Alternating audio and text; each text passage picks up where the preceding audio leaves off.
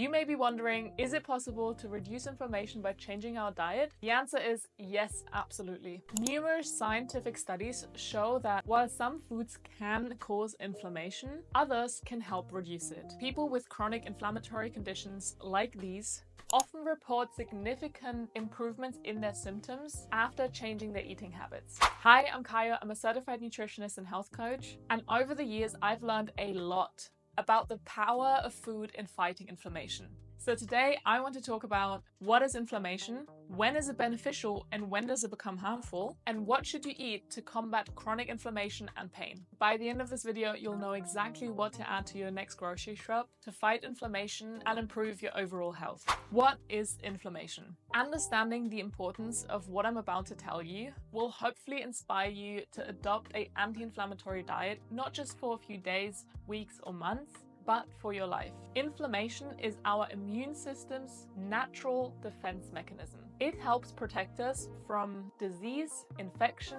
injury, and even stress. So in the short term, inflammation is actually a good thing. For example, when you cut your finger, the redness and swelling are part of the healing process. However, when inflammation persists, aka becomes chronic, that's when it becomes harmful and an issue. When chronic inflammation occurs, it triggers stress hormones and creates a constant state of imbalance in the body, which can then lead to long-term health issues. For example, it's linked to serious health issues like heart disease, diabetes, arthritis, and even depression. Symptoms of chronic inflammation can include fatigue, digestive issues such as constipation or bloating, joint pain, weight gain or difficulty losing weight, brain fog or memory loss. So in short, short-term inflammation, for example injuries or infections, are good and essential. Chronic inflammation, on the other hand, from example poor diet, stress or inactivity, is bad and is what we want to avoid.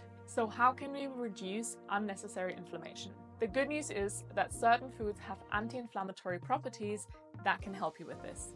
So let's dive into the anti-inflammatory diet. This is really cool.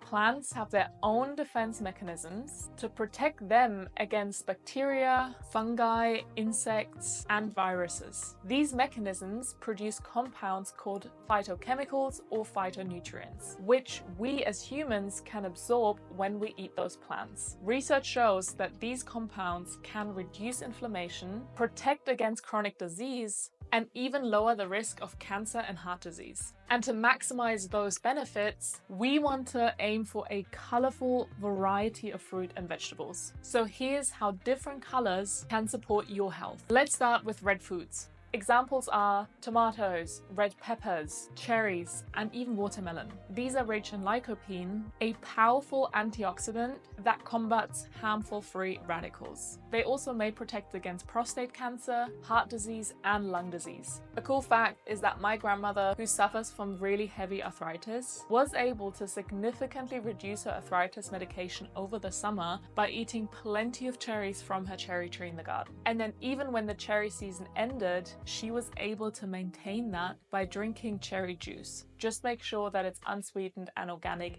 and as pure as possible. And if you've learned something new so far, be sure to like this video so YouTube can show it to other people that may benefit from this video. And if you've learned 2 things by the end of this video, please consider subscribing because it really helps me grow and gives me the opportunity to keep creating valuable content like this for you for free. Now, next up are orange and yellow foods. Examples are oranges, carrots, squash, even sweet potatoes. All of them contain carotenoids, which support cell communication, eye health, and heart health. This next one probably comes at no surprise because green foods are just an all-rounder. But of course, I'm again gonna mention kale, spinach, broccoli, and any other leafy green, all of which are packed with flavonoids, which reduce vascular disease risks and inflammation. Then we have any kind of blue or purple foods. Examples are blueberries, blackberries, grapes, and plums. These contain anthocyanins, which help delay cellular aging and reduce blood clot formation. Grapes in particular contain resveratrol,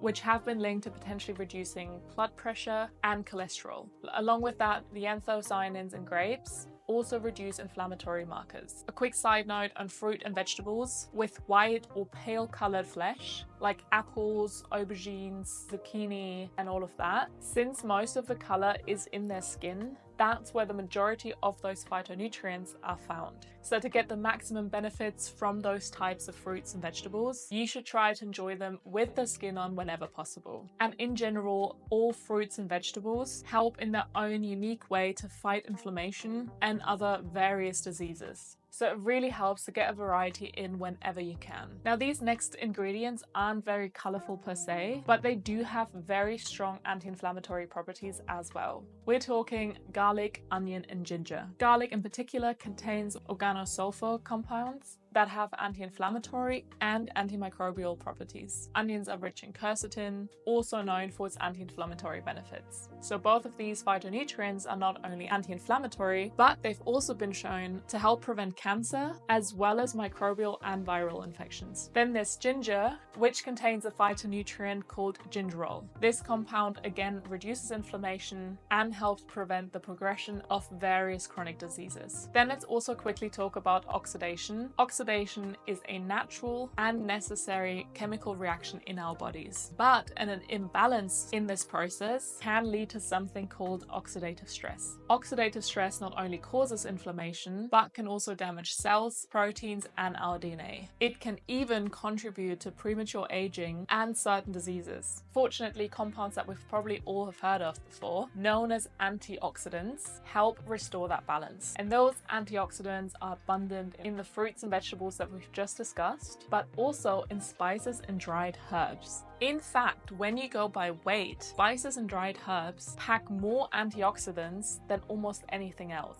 especially oregano, rosemary, and thyme. So make sure to include some oregano, rosemary, and thyme as often as possible when cooking. And then there's turmeric powder, another antioxidant powerhouse, thanks to its high concentration of the phytonutrient called curcumin. Having said this, curcumin isn't actually easily absorbed by the body unless it's paired with black pepper, which can boost its absorption by an impressive 2000%.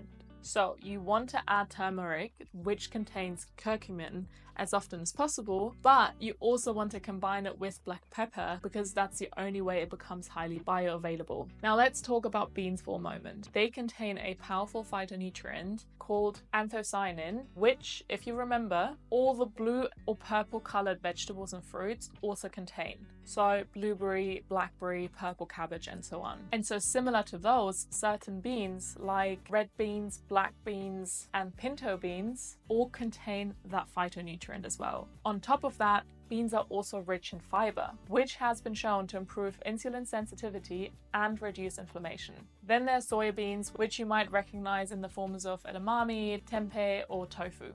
Soybeans are packed with a phytonutrient called isoflavones. More recent research has shown that soy is not only safe for consumption, but also offers protective benefits against various cancers. Plus, it's also highly recommended as a great source of protein. And even though animal proteins are nutritionally superior to plant proteins because of their higher amino acid bioavailability, one effective way to reduce inflammation is by prioritizing plant-based protein sources over the animal-based ones. Certain animal proteins, like red meat and dairy, have been associated with increased inflammation, whereas plant proteins tend to decrease it. I've also always been fascinated by gut health. Our gut is such an intricate ecosystem home to trillions of microorganisms. And some of these microorganisms promote inflammation while others help to reduce it. And one way to fuel the beneficial gut microorganisms is fiber. Good sources of fiber include the fruits and vegetables and beans that we've discussed so far, but also whole grains. Whole grains are nourishing, filling, and versatile. You can incorporate them into your breakfast with oats, energy bars, or your salads. And did you know that popcorn is also considered a whole grain? So feel free to enjoy it as a healthy snack. Then let's also indulge for a moment because yes, even dark chocolate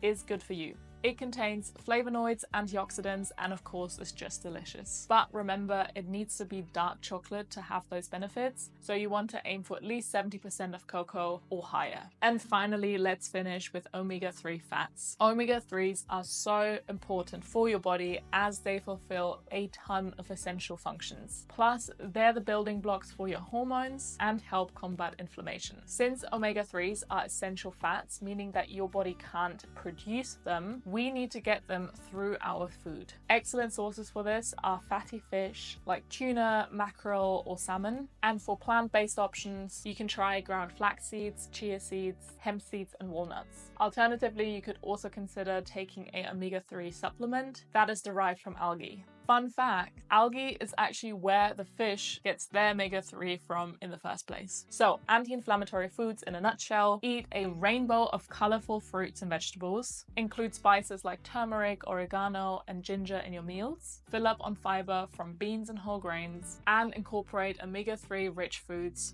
like fatty fish or walnuts. Now, while the foods mentioned in this video are fantastic for fighting inflammation, it's equally important to be aware of the many foods that can cause inflammation in the first place. So we can eat all the anti-inflammatory foods we want. If we don't avoid the ones that cause it in the first place, we're just not going to get anywhere. But instead of diving into that in this video, I'll be covering them in a separate video instead. So make sure you subscribe so you don't miss it. And lastly, food is just one piece of the puzzle. Another major factor in managing your inflammation is your stress levels. High stress can significantly impact your body and health, but the good news is there are quick and effective ways to reset your nervous system and support your body in reducing inflammation. In this video here, I'll share the top 15 ways to regulate your stress response, all of which you can do in 5 minutes or less. So thanks for watching, and I'll see you over there.